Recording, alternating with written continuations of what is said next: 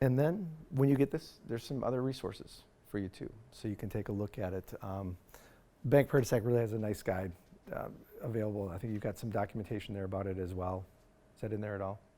Or link? The first link there, it'll take you to our online home buyer's guide, which has links to all the calculators we have on our site, links to all the articles we have on our site. And then we also have a few worksheets and stuff through a company that we get private mortgage insurance with that has, another home inspection sheet or a budget worksheet if you're trying to figure out how much you can afford month to month. You can put all your current expenses in there and kind of play around with what your housing costs would be to see what you can afford. There are a lot of different good worksheets that you can download and print and use. A lot of calculators, like similar to what the Zillow affordability is, you can do something as simple as just, here's how much I have coming in a month, and here's the interest rate I think I'll be at, how much can I afford? Or you can go as far as to say, property taxes will be 2% of the home value, and my other debts include $300 or $400 a month in credit card payments or student loan payments. You can put a lot of different factors in. So we have a lot of different resources kind of scattered throughout the website, and that's like our one hub that links you to all of them. The short link is bankpds.com/homebuyers, but it's a nice collection, and we're always adding to it as well. And I think that, as we kind of put some closure on this too, it's a big step, it's a huge deal, but to be intimidated by it, I don't think that you really need to be. You kind of arm yourself with some of this stuff. I think sitting down with your bank right away and getting an idea of what you can afford, I think that's a great starting point. And then, again, take your time.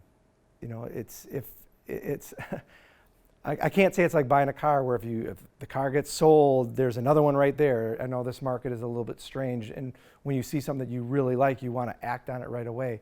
But you've got to do your due diligence. You got to go back and make sure that you're ready and that you're prepared.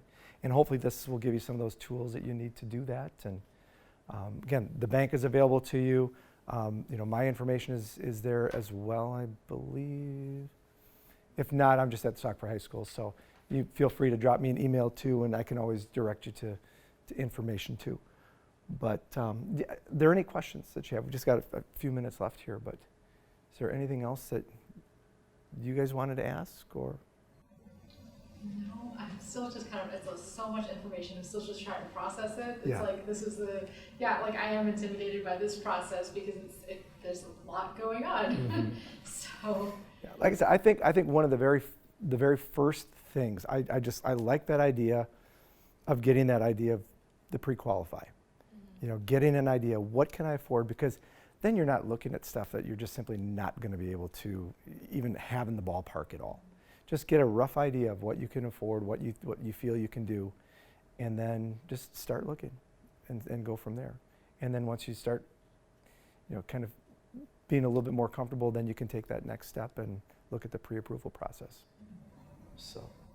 What's the ideal debt to income ratio when you're looking to become pre-qualified?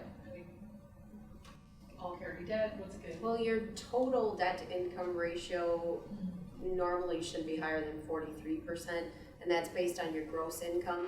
So that would include your mortgage payment, which also has to include your property taxes, the homeowner's insurance, and any mortgage insurance. Okay.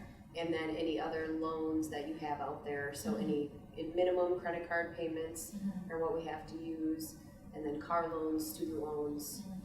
You don't have to count any utilities or cell phone bills or anything like that. Okay. And that's what we would basically do at a pre-qualification appointment, Right. is we would go through that stuff, and you would give us your income, and we'd say, okay, here's what your debt to income ratio would be, here's about what you would qualify for, just so you would have an idea of what you could start looking at. Okay. There's a link to our website where you can put in a few numbers, and it'll shoot an email to Crystal or Linda, who's our other mortgage lender, and they can kind of start working on the pre-qual and give you a call or email when they're in the office. So if it's a Saturday night and you're like, oh, I'd really like to get this process started, you can go fill it out. It won't calculate anything for you. They do that themselves, but then they can reach out and answer your specific questions and get that information to you. So it's a really good starting point. They're not pulling credit at that point, so there's no time frame on it. It's just kind of gives you an idea of what you can afford, and what houses to even bother looking at. And then I think the most important thing is enjoy it. You know, it's the next stage, it's the next challenge, and it can be, there's going to be frustration that goes along with it. But the end joy is just like everything else. That end joy, you've got something that's going to be yours. That's so worth it. The very first house that I bought, when I did the closing, I went back and I was there by myself, and I remember pulling in the driveway and just sitting there and thinking, oh my God, this is mine. And I got out and I actually walked my little property boundary and walked around. I'm like, this is mine. And it's a great feeling. And again, it's worth the headaches, it's worth the challenges. But again, if you go through it and you look at it kind of systematically, kind of like I shared with you, I think that it'll be an easier process.